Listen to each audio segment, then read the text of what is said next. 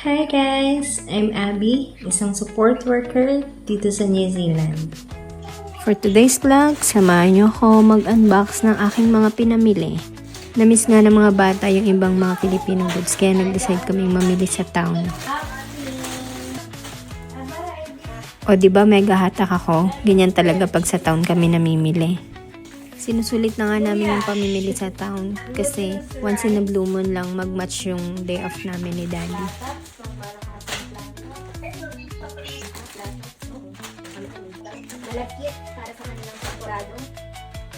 Yung mga noodles na yan, stock lang talaga yan. Just in case na tinatamad magluto, ganyan, or gusto nila ng merienda na madalian. Yan. Itlog na maalat na lang. Itlog mo maalat.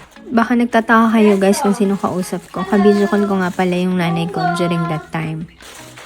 At dahil nga full-time working mom ako, kailangan talaga marami kaming stock na pagkain sa bahay. At syempre iba dito sa New Zealand, hindi kagaya sa Pilipinas na may mini sari-sari store na kapag naubusan ka ng stock, pwede kang bumili agad. N-explain ko nga pala sa nanay ko yung kape dyan kasi hindi talaga ako sinisikmura kapag yan yung kape na iniinom ko. Pansit. Pansit bihon.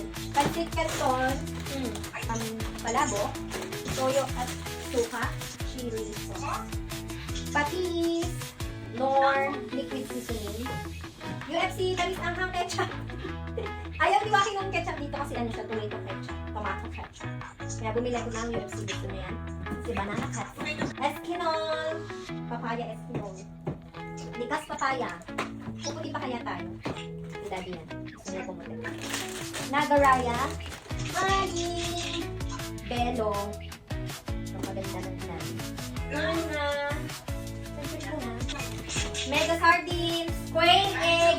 More pansit bihon. More spaghetti. Sa part nga pala ng video na to, binilisan ko na kasi ang dami ko pa talagang i-unpack. Minsan yung mga bata may mga cravings sila na pinapaluto nila sa akin. Nakikita nila sa TikTok. At yan, bumili nga pala ako ng Mamacita's Tocino. Itatry kong gumawa ng tocino next time. Kapag talaga nag-abroad ka, dun mo matututunan lahat. Magluto, maglaba, everything. Kasi honestly guys, hindi talaga ako naglalaba sa Pilipinas. Pinaka-hate ko yan sa lahat. Pati pagtitiklop ng damit, wala akong time dyan. Basta puro business lang ako nung time na nasa Pilipinas ako. Shoutout nga pala sa aking angel na si Ate Baby. Na halos 10 years ko nang kasama sa buhay. Tagalaba, tagalinis, tagatiklop, everything. Kung nakarating ka sa part na to ng aking video, paki-comment naman kung taga saan ka at anong oras mo ito napanood. Happy watching and see you again in my next vlog.